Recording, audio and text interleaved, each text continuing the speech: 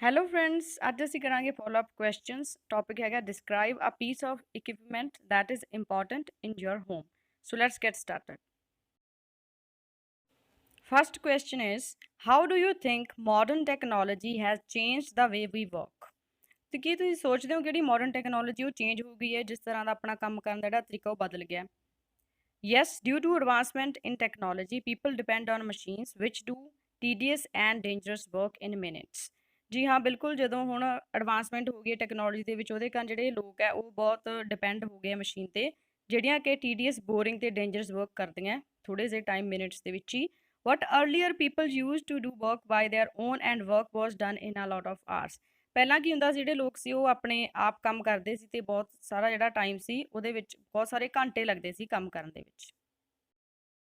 Second question is, do you think operating equipment at work can ever have some bad effects on the body? ਕਹਿੰਦੇ ਜਿਹੜੇ operating equipment ਹੈ ਉਹਨਾਂ ਦਾ ਆਪਣੀ body 'ਤੇ ਬੁਰਾ ਪ੍ਰਭਾਵ ਪੈਂਦਾ ਹੈ ਜਦੋਂ ਅਸੀਂ ਕੰਮ ਕਰਦੇ ਹਾਂ ਉਸ time. Needless to say modern equipment save our time, but sometimes people do not have knowledge how to operate or handle these equipments.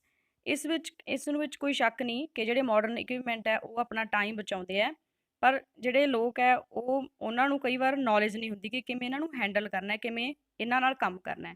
So it can pose a threat to their health. So ਇਹ ਕਈ ਵਾਰੀ ਉਹਨਾਂ ਦੀ health 'ਤੇ ਬੁਰਾ ਅਸਰ ਪਾਉਂਦੇ ਆ।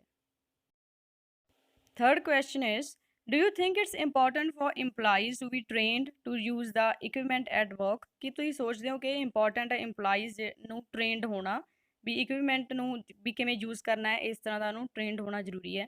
Without a doubt yes, employees should be trained. ਜੀ ਹਾਂ, ਬਿਨਾਂ ਕਿਸੇ ਸ਼ੱਕ ਤੋਂ ਇਹ ਜ਼ਰੂਰੀ ਹੈ ਵੀ ਇੰਪਲਾਈਜ਼ ਜਿਹੜੇ ਉਹ ਟ੍ਰੇਨਡ ਹੋਣੇ ਚਾਹੀਦੇ ਹੈ। These days, sophisticated technology provides us latest complex design equipments which have numerous functions. ਹੁਣ ਜਿਹੜੇ ਮਾਡਰਨ ਟੈਕਨੋਲੋਜੀ ਜਿਹੜੀ ਸਾਨੂੰ ਪ੍ਰੋਵਾਈਡ ਕਰਵਾਉਂਦੀ ਹੈ ਇਕਵਿਪਮੈਂਟ, ਉਹਨਾਂ ਦੇ ਕੰਪਲੈਕਸ ਡਿਜ਼ਾਈਨ ਹੁੰਦੇ ਆ ਜਿਨ੍ਹਾਂ ਦੇ ਵਿੱਚ ਬਹੁਤ ਸਾਰੇ ਫੰਕਸ਼ਨਸ ਹੁੰਦੇ ਆ। If employees know how to operate it then it improves the productivity. ਜੇਕਰ ਇੰਪਲਾਈਜ਼ ਨੂੰ ਪਤਾ ਹੈ ਕਿ ਇਸ ਨਾਲ ਕਿਵੇਂ ਕੰਮ ਕਰਨਾ ਹੈ, ਕਿਵੇਂ ਆਪਰੇਟ ਕਰਨਾ, ਤਾਂ ਉਹਨਾਂ ਦੀ ਵਰਕ ਪ੍ਰੋਡਕਟਿਵਿਟੀ ਜਿਹੜੀ ਉਹ ਇੰਪਰੂਵ ਹੁੰਦੀ ਹੈ। Fourth question is, do you agree that older people have difficulties in using modern equipments? ਕੀ ਤੁਸੀਂ ਐਗਰੀ ਕਰਦੇ ਹੋ ਜਿਹੜੇ 올ਡਰ ਪੀਪਲ ਆ ਉਹਨੂੰ ਡਿਫੀਕਲਟੀਜ਼ ਹੁੰਦੀ ਹੈ ਮਾਡਰਨ ਇਕਵਿਪਮੈਂਟ ਯੂਜ਼ ਕਰਨ ਵੇਲੇ? How can we help elderly people to use these modern devices? ਅਸੀਂ ਕਿਵੇਂ ਹੈਲਪ ਕਰ ਸਕਦੇ ਹਾਂ ਉਹਨਾਂ ਦੀ? I hold this opinion that older people face problems while using latest equipments because they are not comfortable with this technology.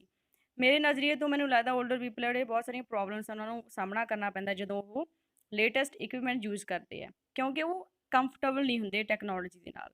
In my view their family members should encourage them to use and also teach them about modern technology. ਮੈਨੂੰ ਲੱਗਦਾ ਜਿਹੜੇ ਉਹਨਾਂ ਦੇ family members ਉਹਨਾਂ ਨੂੰ encourage ਕਰਨਾ ਚਾਹੀਦਾ, ਉਹ ਵੀ ਯੂਜ਼ ਕਰ ਸਕਣ ਅਤੇ ਉਹਨਾਂ ਨੂੰ ਟੀਚ ਕਰਨਾ ਚਾਹੀਦਾ ਹੈ ਮਾਡਰਨ ਟੈਕਨੋਲੋਜੀ ਬਾਰੇ। Last question is, are there any disadvantages of using modern equipment too much in the home? ਕੀ ਇਹਨਾਂ ਦੇ ਕੁਝ ਡਿਸਐਡਵਾਂਟੇਜਸ ਹੈਗੇ ਆ ਜੇ ਆਪਾਂ ਬਹੁਤ ਜ਼ਿਆਦਾ ਯੂਜ਼ ਕਰਦੇ ਹਾਂ ਜਿਹੜੇ ਮਾਡਰਨ ਇਕਵਿਪਮੈਂਟ ਹੈ ਘਰ ਦੇ ਵਿੱਚ? Although sophisticated equipments are beneficial for us, on the contrary, there are also disadvantages of these devices. ਭਾਵੇਂ ਕਿ ਸੋਫਿਸਟੀਕੇਟਡ ਇਕਵਿਪਮੈਂਟਸ ਹੈ ਜਿਹੜੇ ਮਾਡਰਨ ਇਕਵਿਪਮੈਂਟਸ ਹੈ ਉਹ ਸਾਡੇ ਲਈ ਬਹੁਤ ਬੈਨੀਫੀਸ਼ੀਅਲ ਹੈ, ਪਰ ਇਹਦੇ ਉਲਟ ਜੇ ਆਪਾਂ ਦੇਖੀਏ ਤਾਂ ਇਹਨਾਂ ਦੇ ਡਿਸਐਡਵਾਂਟੇਜਸ ਵੀ ਹੈਗੇ ਆ। Like people who are highly depend upon them are more vulnerable to health hassles, they would be lethargic. ਜਿਹੜੇ ਪੀਪਲ ਬਹੁਤ ਜ਼ਿਆਦਾ ਡਿਪੈਂਡ ਹੈ ਇਹ ਮਾਡਰਨ ਇਕਵਿਪਮੈਂਟ 'ਤੇ, ਮਸ਼ੀਨਸ 'ਤੇ, ਉਹਨਾਂ ਨੂੰ ਜ਼ਿਆਦਾ ਖਤਰਾ ਹੁੰਦਾ ਹੈਲਥ ਹੈਸਲਸ ਹੋਣ ਦਾ। ਉਹ ਲਥਾਰਜਿਕ ਹੋ ਸਕਦੇ, ਮੀਨਜ਼ ਉਹ ਸੁਸਤ ਹੋ ਸਕਦੇ। So guys, that's all. Thanks for watching my video. Please like, share and subscribe my channel.